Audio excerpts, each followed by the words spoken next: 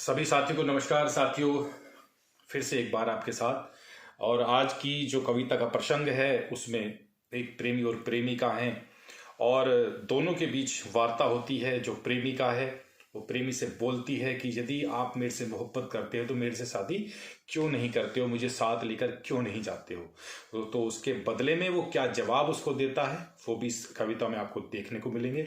बहुत खूबसूरत पंक्ति लिखने की मैंने कोशिश की है, इस कविता में आपको देखने को मिलेगी। आपके सामने कविता रख रहा हूं, इजाजत दीजिएगा। जो प्रेमिका है वो बोलती है अपने प्रेमी को कि यदि आप मोहब्बत करते हो तो मुझसे शादी क्यों नहीं करते।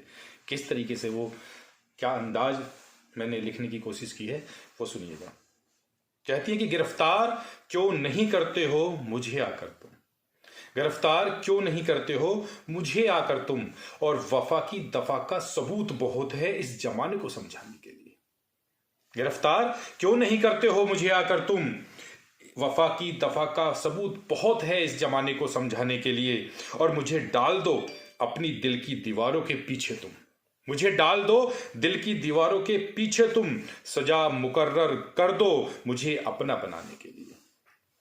और ऐसी आजादी नहीं चाहिए, कह रही कि ऐसी आजादी की अर्जी नामंजूर कर दो तुम, मैं तैयार हूं ताउम्र इस कैद में जिंदगी बिताने के लिए, मैं आपके साथ में पूरी जिंदगी बिताने के लिए तैयार हूं।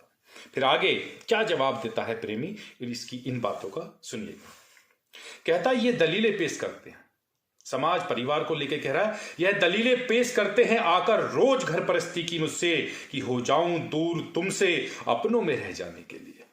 और एक तरफ तू खड़ी है, कह रहा है एक तरफ तू खड़ी है नए सफर पर मुझे ले जाने के लिए, और जिनसे मैं हूं वो अड़े हैं अपना हाथ छुटाने के लिए, या तो तू वहां या यहां।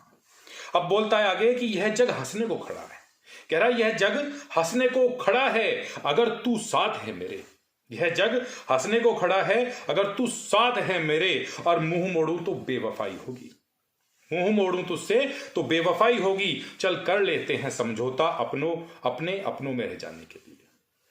अब कह रहा कि बस जलाए रखना लो सीने में, बस जलाए रखना लो सीने में इस वफा की अलग जगाने के लिए। अब सीन बदल जाता है साथियों, उसकी शादी हो जाती है, लेकिन एक दुर्घटना उसके साथ में क्या होती है कि जिससे उसकी शादी होती है, जिससे वो ब्याही गई होती है, वह एक्सपायर हो जाता है।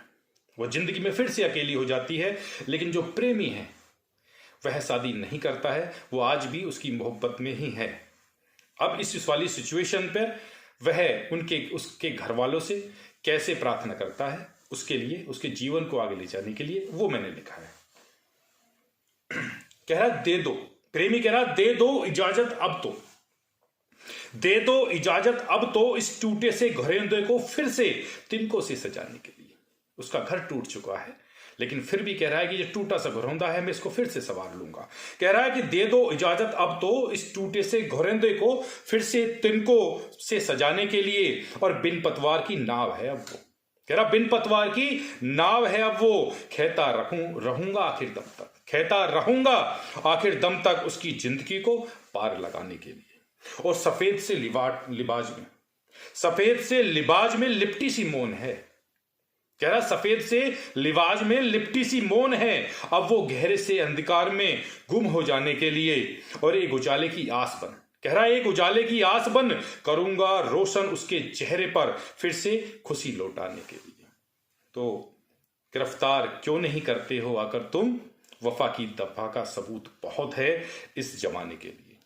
तो साथियों, यह पोयम एक सच्चे प्यार को दर्शाती है कि सच्चा प्यार किस तरीके से उसकी शादी होने के बाद भी जिंदा रहा, और जब जिससे उसकी शादी हुई थी वो भी एक्सपायर हो गया, उसके बावजूद भी उसने उस विधवा को अपनाया। तो सच्चे प्यार की क्या मायने होते हैं दिखाने की कोशिश की थी। आपको पसंद आई होगी। नमस्कार, धन्यवाद।